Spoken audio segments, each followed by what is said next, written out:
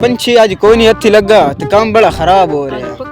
आ रहा नो वेख आ वेख खलार खड़ खड़ खड़ खड़ खड़ खड़ खड़ खड़ खड़ खड़ खड़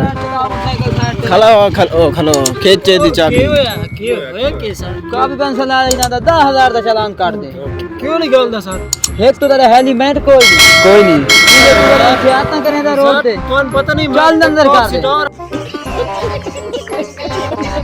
ओ वड्डा तू सिटार तेरा चलान बनसी ਮੈਂ ਤੁਹਾਡੇ ਸਰਦਾਰ ਨਾਲ ਗੱਲ ਕਰਨਾ ਭਾਈ ਮੇਰਾ ਸਰਦਾਰ ਮੈਂ ਗੱਲ ਕਰਨ ਕਰਾਂ ਸਰਦਾਰ ਨਾਲ ਗੱਲ ਕਰ ਲੈ ਹੈਲੋ ਸਰਦਾਰ ਸਾਹਿਬ ਮੈਂ ਮੋਟਰਸਾਈਕਲ ਲਈ ਆਣਾ ਉਤੇ ਚਲਾਨ ਕਰੇ ਨੇ ਪੁਲਿਸ ਵਾਲੇ ਨੇ ਗੱਲ ਕਰੋ ਤੁਸੀਂ 10000 ਦਾ ਚਲਾਨ ਠੋਕ ਕਰ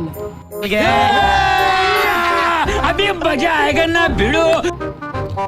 ਗੱਲ ਕਰੋ ਸਰ अस्सलाम वालेकुम जनाब जनाब क्या हाल है सरदार साहब ओ करम है अल्लाह दा तू सुना तभी ऐसी है ठीक है मर्जियां दा बड़ा तेरी नहीं बनी तो और क्या दी बनी अच्छा अल्लाह ठीक है हो वैसी परेशान नहीं होना उस आके एक दिन ढक्को से को लवो 20000 इथे रख इधर तल्ले लो वीडियो बनाने का मकसद यही है कि अपना हेलमेट अपने साथ रखें सफ़र के दौरान ताकि रास्ते में कोई मुश्किल न दरपेश आए।